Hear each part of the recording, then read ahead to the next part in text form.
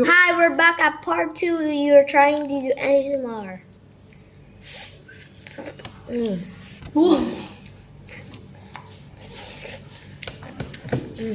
And then drink water, okay?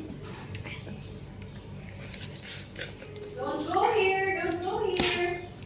Boss, kumuha ka ng plate. It's okay. Plate. It's okay. You need plate? No need. Ah, we need to get plate. No. Ano tinigin nyo? No ice cream. Right? Brand new ice cream. Again? Ice cream again?